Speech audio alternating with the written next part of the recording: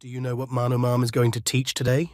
Yes, Da, it's about blockchain technology. That sounds like a completely boring topic. Let's play something, Da. No, that's actually a really interesting topic, Ra. Did you know the founder of Bitcoin, which uses blockchain technology, doesn't even exist, Da? He created this technology and published it without revealing his or her name. I think there's a mystery, Da. Why wouldn't someone be proud of something they discovered? Why didn't he reveal his identity, Da? If I were him, I would proudly announce to everyone that I invented this technology. Why didn't he? Did he do something wrong? No, Da. Let's listen to the class to learn more about it, Ra. Okay, Da, let's ask Ma'am about it then. All right, settle down, everyone. Let's get started. Today, we're going to discuss the issues with the current banking system and why many are advocating for a switch to blockchain technology. Firstly, the significant issue is transaction fees. Banks and intermediaries charge various fees for processing payments, maintaining accounts, and more. Let's look at what happens if one friend wants to send $100 to another friend using a traditional bank. Usually, if your friend wants to send $100, the bank takes a 2% fee. This means the bank takes $2, which is 2% of 100, and your friend receives the remaining $98. So, if you send $100 through a traditional bank, your friend gets $98 because of the bank's 2% transaction fee. Now, $2 might seem small, but let's see what happens if you're transferring a larger amount, like $100,000. With a 2% fee, the bank takes $2,000 and your friend only receives $98,000. This shows that transaction fees can be quite high in places like America. Now let's see what happens in our country, India. For transactions up to 10,000 rupees, the bank takes a fee of 2.5 rupees plus 18% GST. Let's break it down. If you send 10,000 rupees, the fee is 2.5 rupees. The GST on 2.5 rupees is 18% of 2.5 rupees, which is 0.45 rupees. So, the total fee is 2.5 rupees plus 0.45 rupees, or 2.95 rupees. This means if you send 10,000 rupees through a bank in India, you pay 10,000 rupees to your friend and 2.95 rupees to the bank for processing the payment. Your friend receives the full 10,000 rupees.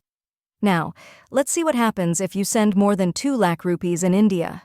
For transactions above 2 lakh rupees, the bank takes a fee of 25 plus rupees, 18% GST. Let's break it down. If you send 2 lakh rupees, the fee is 25 rupees. The GST on 25 rupees is 18% of 25 rupees, which is 4.5 rupees. So the total fee is 25 rupees plus 4.5 rupees, sugar 29.5 rupees. This means if you send more than 2 lakh rupees through a bank in India, you pay 2 lakh rupees to your friend and 29.5 rupees to the bank for processing the payment. Your friend receives the full 2 lakh rupees. So whether it's a smaller or larger amount, our current banking system in India charges a transaction fee. To overcome these disadvantages, UPI, Unified Payments Interface, was introduced. However, it has its own limits and rules. While UPI offers advantages like lower fees compared to traditional bank transfers, the limits are in place to manage risk in electronic transactions.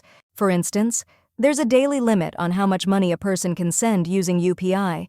Additionally, each bank sets its own transaction limits for UPI transfers.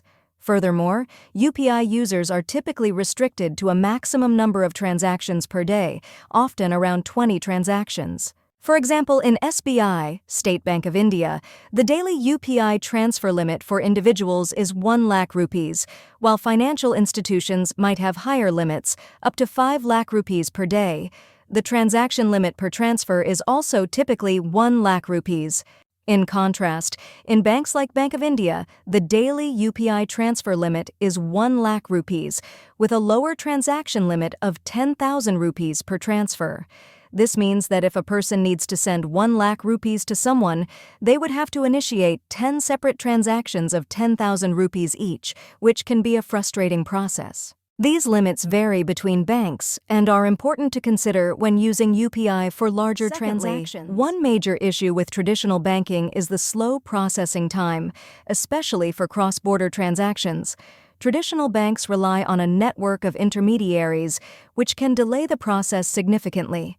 For instance, when you use your bank to send money to someone in another country, it's a process that involves several steps, each playing a crucial role in ensuring your money reaches its destination safely and securely. Firstly, your bank doesn't send the money directly to your friend's bank.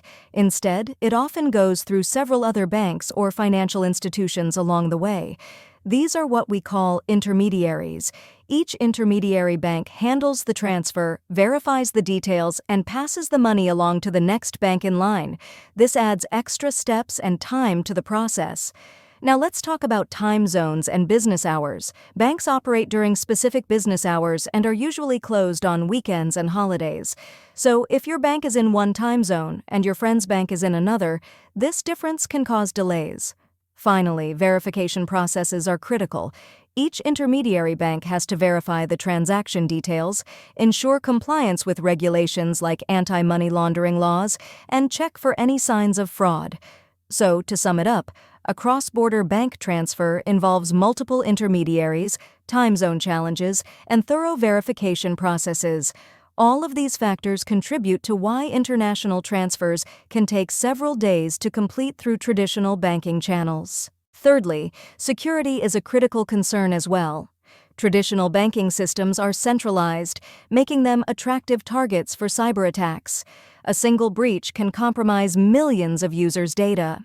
Transparency is another problem. Often, customers don't have full visibility into how their transactions are processed or how their money is managed. Now let's talk about how blockchain technology addresses these issues. Firstly, blockchain offers faster transaction times. By eliminating intermediaries and using a decentralized ledger, transactions can be processed in minutes, regardless of geographical location. Blockchain significantly reduces transaction costs.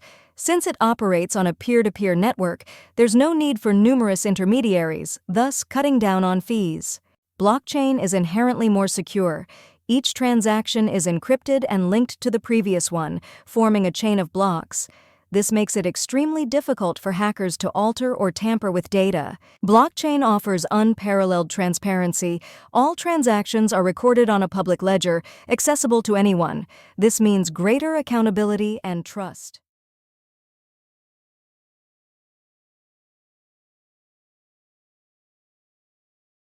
Now, you may get to know what blockchain technology is. To understand it in a simple way, just listen to this story. You and your friends are in a secret club where you lend and borrow things from each other, like gifts, books, or even money.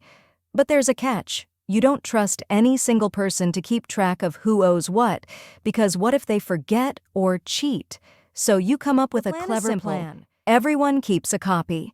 Every time someone borrows or lends something, everyone in the club writes it down in their own special notebook. Let's say you lend $10 to your friend Sam. You write in your notebook, "I lent $10 to Sam on June 26th. At the same time, all your friends write the same thing in their notebooks. Now, whenever someone wants to borrow or lend something, you all gather and update your notebooks together. This way, everyone has the same record, and nobody can lie about who owes what because everyone has the same information. How does this relate to blockchain? Blockchain technology works similarly. It's a way to keep records that everyone can see and agree on. Instead of money, these records can be about anything, like transactions, agreements, or even votes. Instead of friends, think of thousands of computers around the world. Each computer has a copy of the same record, called a ledger.